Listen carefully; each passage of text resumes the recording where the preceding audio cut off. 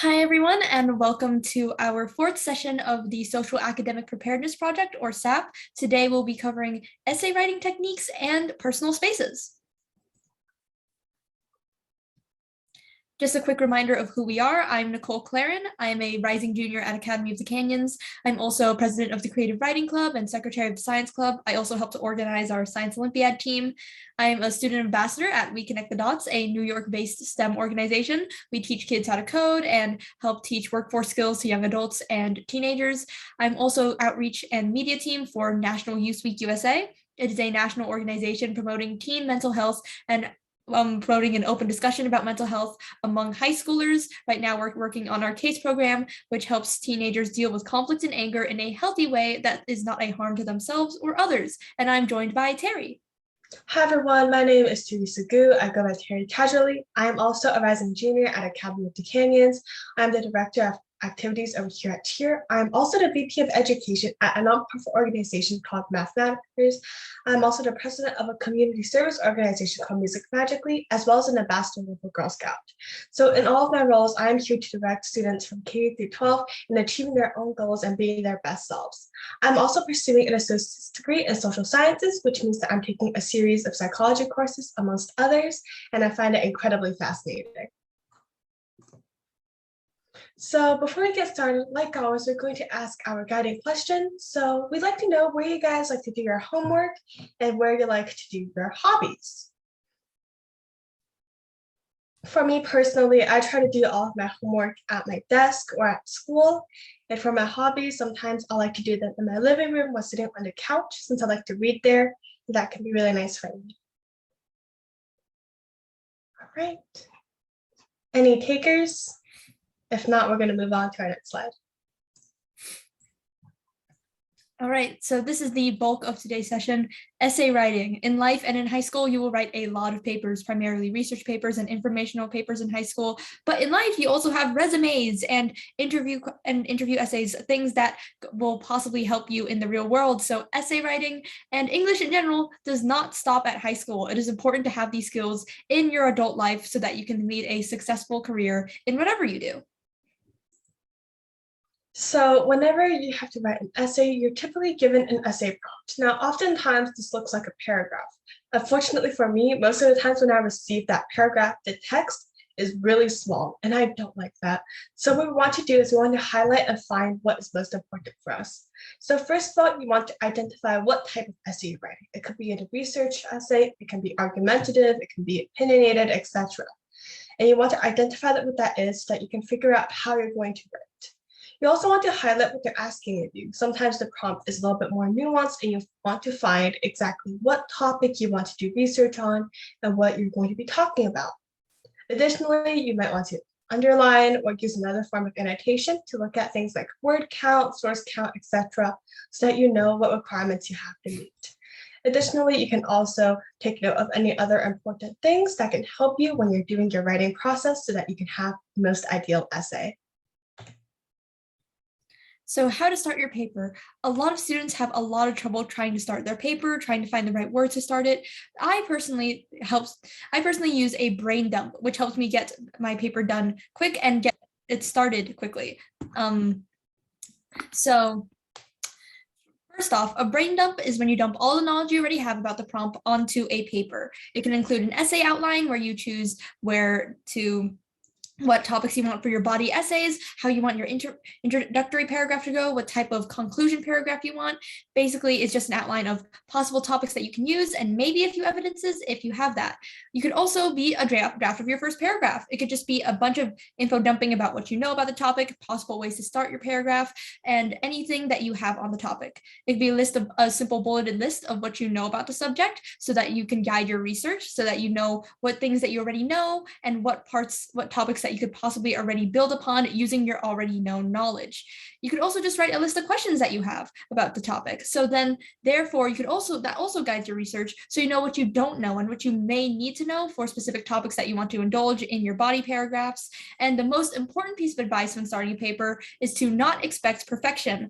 The biggest hindrance when it comes to writing essays is perfectionism. When you want to start your paper, you will not have a perfect first draft. You need to let yourself fail in order to build yourself up. So first, you need to make sure that you have something on the paper to edit in order to actually have a paper. Make sure in your brain dump that you are just doing whatever you feel can guide your research and whatever you feel can guide your essay, not necessarily starting off with that perfect first paragraph, so that you have something on the paper that you can edit in the long run.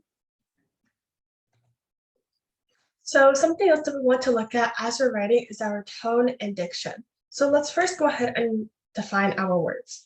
So diction is the choice in the way we use our words in our speech or our writing. So it really matters what words that we choose. For example, a lot of words can have the same denotation, so their definition can be very, very similar, but they can have different connotations, right? The way it makes us feel in everyday life. So we want to make sure that we're being very specific in the words that we choose so that we can convey the right tone. So a tone is an individual way of speaking or writing, especially because it can convey a certain emotion and the way we want our words to sound. So you really want to find your own writing voice. It can be very similar to your speaking voice, or it might be very specific. However, once you find that, it not only makes it more engaging for your reader because your words flow nicely, but it can also make it a lot easier for you yourself to write because it works in a way that is good for you. When you have those amazing words and everything flows nicely, it can actually help your audience draw more connections and gain a better understanding.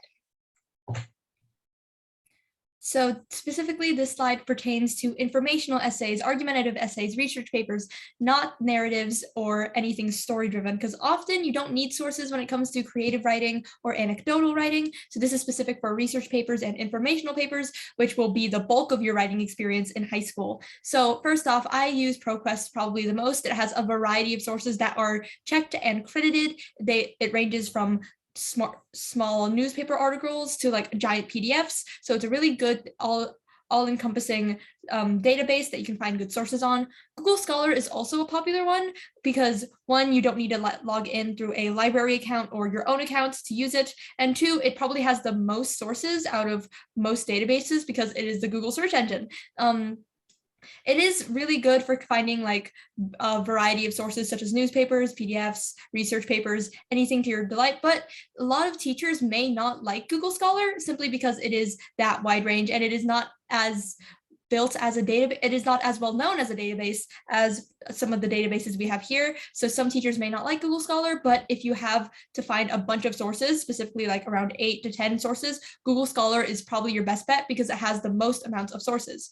I use Britannica a lot, specifically in 7th to 8th grade, because it was very good for around early high school, middle school writing, because it's provided very easy overviews on the topics, not necessarily in depth as you would find in ProQuest or Google Scholar, but like a good overview if you're really unfamiliar with your topic. JSTOR is something that I had to use for a recent college class for a research paper. It is a very good database when it comes to in-depth information and specific information. However, lots of the articles there, which are incredibly credible, are incredibly long and arduous. It's hard to find a PDF on that site that is probably under 10 pages. So if you need to find a lot of sources, then you probably want to stay away from JSTOR unless your teacher requires it. And however, if you need more in-depth information and you want to double check to make sure that your sources are credible and they are okay, JSTOR is probably the most credible database that you have here. Now, picking and using evidence. Once you have your sources, you need to pick out which specific sentences and which specific lines you want to use in your essay. The most important part about evidence is, of course, it must be relevant. You've probably heard this tons of times from your English teachers, but it's probably the hardest thing to nail down because a lot of evidence, while you can try to, in your elaboration, try to string it to be relevant, can be a bit finicky when it comes to relevance. So to find relevant evidence, make sure you have a clear idea of what your main ideas are. First off, in that brain dump, you might have your essay outline. So you have your main topics that you want to include. Make sure you have an idea what main topics you want to cover and which sources cover those topics so that you can pick evidence from there. I personally sort interesting pieces of evidence into each main idea. In my essay outline, I usually have the title of each topic of my body paragraph, and then a little line underneath to see what pieces of evidence I can possibly use. So I look through all my sources that I've gathered, I put each interesting piece of evidence under each specific main idea, and from there I pick the pieces of evidence I can elaborate most on while still adding to my essay's message? Well, yes, it is important to have elaboration. If it is not relevant evidence that is good and substantial, then you may not want to use it because that will definitely dock points in your essay rubric. So make sure that it is both relevant, but you can also give that substantial elaboration because that elaboration is also usually a part of essay rubrics. So to elaborate on evidence, one of the biggest pieces of advice I've gotten from my 8th grade teacher is to write twice the amount of elaboration than in your evidence. So if your evidence has around 2 sentences, try to strive for 4 sentences in your elaboration. If there's one sentence of evidence, try striving for 2 in your elaboration. This specifically helps because if I write too long on my elaboration, I tend to repeat myself, and that sometimes docks my points. So I need that buffer to know when I can stop writing and when it is a good enough amount of evidence. So make sure you have that limit on how much elaboration you can use, because then you can either go on, or you might stop short and your teacher's going to be asking for more and she's going to wonder why you didn't elaborate enough. Another way to elaborate is to specifically discuss the nuances of your evidence, the specific details. If there is, like, let's say you're talking about specific date in your evidence, then maybe you can talk about the state of the world in your elaboration during that time and tie that back into your main topic. Discussing the nuances of your elaboration of your evidence is probably the biggest part of elaboration, because one, it adds the evidence in a substantial way that you can absolutely have multiple sentences on, and 2, it is not just repeating the evidence. A lot of high school teachers do not like it when you repeat your evidence over and over again. It gets repetitive. They've read the same sentence twice. They need you to move on to something more substantial. Some strategies for elaboration: we have anecdotes, which are examples from your life, which if your teacher allows you to say like I and you, then you possibly can use anecdotes. If not, just use it. If not anecdotes, use like examples from real life so that you can still abide by your teacher's essay rules. If-then statements, they're good for cause and effect, seeing how your evidence affects the world, or what in the world affected your evidence. That's a good way to also elaborate. However, a big part of this slide is also it does not apply to narrative and anecdotal pieces. You usually do not need to use evidence when it comes to story-driven anything or anecdotes. So make sure that if you are writing a story-driven piece, you are not listening to this part, because it is mainly about informational, research, argumentative, persuasive writing that you will probably do the most in high school. Now, there are multiple ways to conclude an essay. There's many ways that people can use many concluding techniques that people can use with different types of essays. And some people like to mix it up, and sometimes they make it work. But if you want to stay safe, here are 3 very well-known concluding strategies that work really well for these specific essays. So the first one is conclude with the impact. You want to know how your topic affects the world, how it affects maybe your community, maybe yourself. Make sure you show how your topic impacts anything around it. This is good for informational essays, research papers, and argumentative essays. Informational and research papers specifically because it shows that you have a bigger understanding of the topic, you know how it will affect the world, and it is good to conclude an impact because it's like that final big bang that you have at the end of your essay. Argumentative essays, it works specifically because you can argue for a negative impact or a positive impact, which may help your opinion in your argumentative essay. There's also the call to action. This one's a classic. You want people to do something. You want them to get up and believe in a cause, or perhaps, I don't know, adopt a pet. Then you, of course, need to use that call to action. Use those action words, like use those declarative sentences. It is good for argumentative essays and promotions, promotional material where you're trying to get people to believe in a cause or buy a product or anything like that. Finally, there is be hopeful, which is looking to the future. It is good for informational essays and research papers because of that. Again, it gives a bigger understanding of what the topic is. So therefore, it shows that you are well-versed in this topic. And persuasive essays. Again, if you want people to believe in your cause or believe in what you're talking about, then you will have to show how your cause is beneficial or detrimental to the future, depending on what you want to persuade them. So make sure that you can have the amount of information to make that assumption and leap into the future. Now, these are only around 3 concluding strategies. There are multiple concluding strategies that you can use. However, these are the most well-known and probably the easiest to use. So I usually stick to these 3, but there are times where you can mix and match if you are a skilled writer and if you believe that you can somehow do that. So always take those leaps if you want to, but they are risky. And just some final tidbits. Don't forget, check grammar and spelling. If you are allowed to use Grammarly or spell check, make sure you use it because, as everyone knows, in an essay rubric, grammar and spelling is its own separate category. Make sure you're on top of that. Also, take criticism from other people. Mainly, you've been looking at the same essay for like 3 weeks now. You probably have seen the same words 20 billion times. You need some fresh eyes. So make sure you ask other people because more often than not, they will see things that you don't because they have not been looking at this for 3 weeks. Make sure you get that criticism from your parents, from teachers if they allow you to. Because oftentimes they know better about writing than a student. And also make sure to meet essay format requirements. If you are specifically in like 5th to 6th grade, I'm not sure if they teach essay formatting, but like MLA and APA dictate which fonts, which font size, which line spacing is allowable for an essay. So make sure you look at that. And if you need advice on MLA and APA, Purdue OWL website is always a go-to for checking your formatting and works cited. So also make sure to have a works cited if you are using sources. More often than not, your teachers will require a works cited, and you have to make sure that you have every single source you have on there and date accessed if allowed, but it's not a big deal if you don't have the date access of each of your sources. All right, thank you, Nicole, for sharing so many great tips and all that nice stuff. So next up, we're going to be doing a quick study activity so that we can use all of our tips. So for our study prompt, you guys are able to Google sources and look for all of that. You guys can use the databases, etc. Nicole will put the link to our prompt in the chat box. I will also include that link in our video description. Nicole, it would be great if you could start a 10-minute timer for this activity.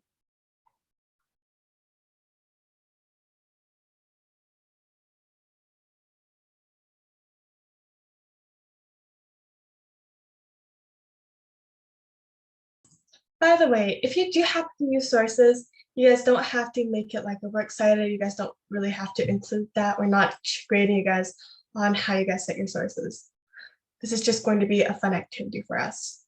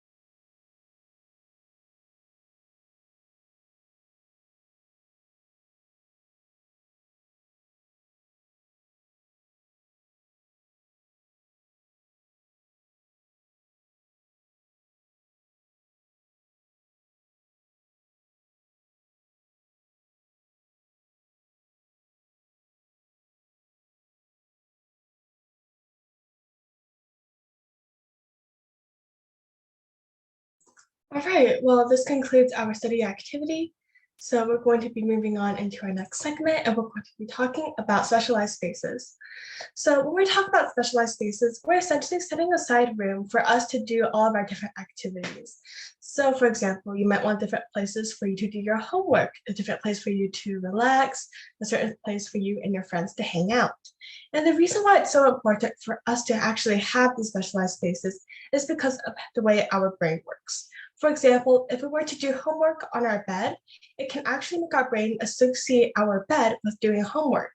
And that means when you go to sleep at night, guess what? Your brain's going to be really active because it's like, oh, it's time to do homework. But in reality, it's not. It's time to go to sleep. So you want to set aside specific spaces so that you can do what you want to do in every space.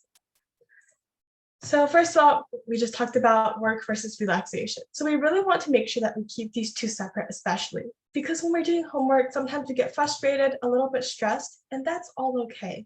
But we don't want to bring those emotions to places where we want to relax, right? We don't want to feel that when we're trying to draw or we're trying to read. Those emotions aren't fun when we're trying to put ourselves at ease. So you want to do them separately. For example, you can choose to do your work and your homework all at your desk. Personally, I like to do that. I also do most of my meetings from my desk so that I can just keep this space for when I'm working, when I'm doing something a little bit more serious. However, if I were to do some drawing or if I was to do some reading, I would probably do that in my living room or in a different part of my own room. So that way I keep these two things separate so that I can look at different things and figure out, oh, time to work or it's time to relax.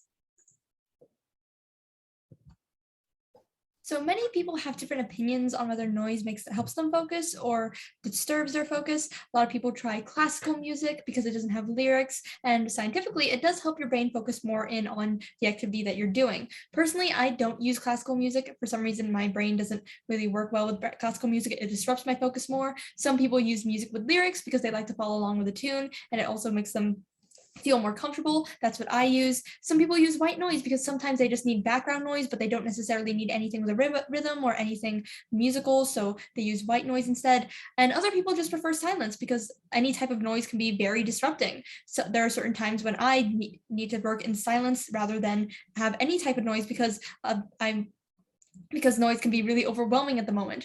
And sometimes people are really distracted by others around them, specifically when you're in busy places, like let's say maybe a classroom or maybe in a cafe. While yes, these are popular study spots, some people might feel a bit overwhelmed by the amount of people and how much talking there might be going on. So it also might be good to find a space to study or work in a place that is both away from people and where you can listen to whatever you want. So lots of people have different noise preferences. Really, it just takes practice and finding what works best for you. All right. And going back to what we said a little bit previously, everyone has a preferred space, right? Some people like their desk, like their room, or they like a different space. So you really want to make the most of your time, especially when you don't have access to your preferred space for like all 24 hours of the day. Personally, I actually like to do a lot of my homework at school. Being in that classroom setting can actually kind of help me stay focused. So I really want to make sure that I'm really attentive when I'm at school so that I can make the most of my time and get as much work done as possible when I'm in that space that I like the most.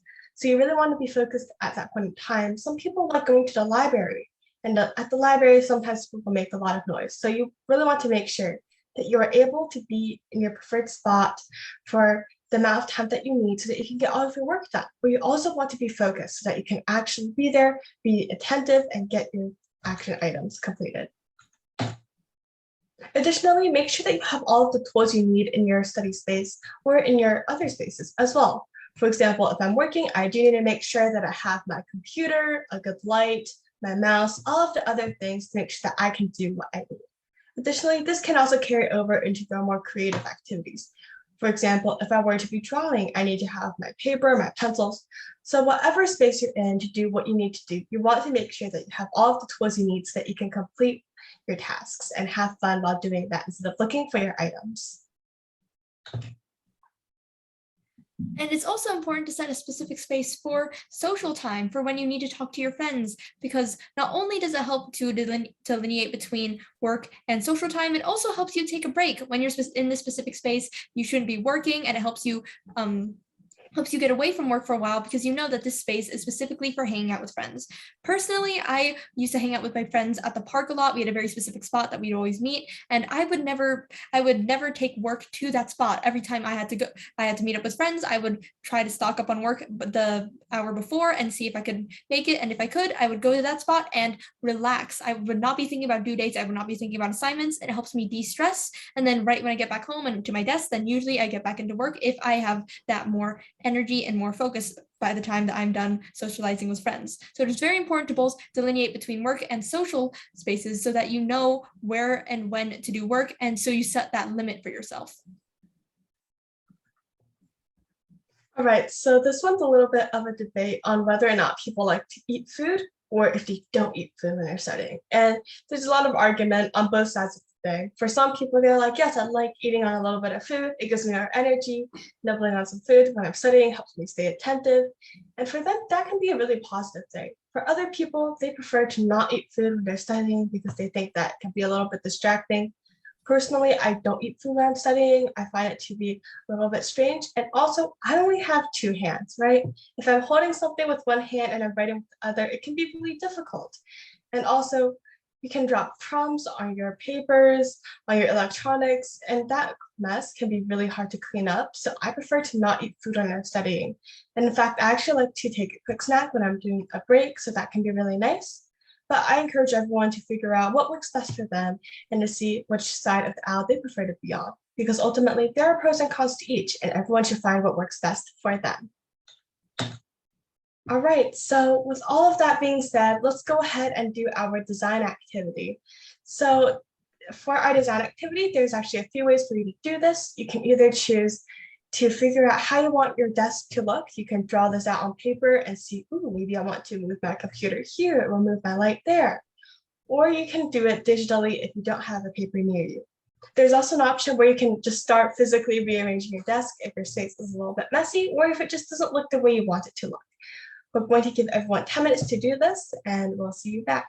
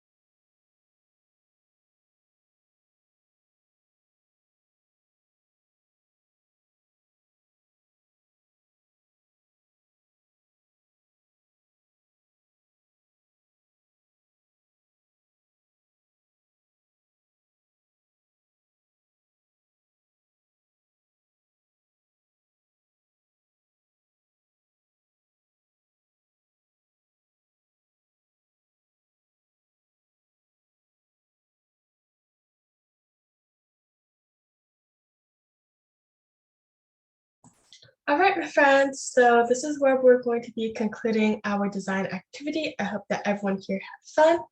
So once again, thank you all for attending. Today is our second to last session of SAT.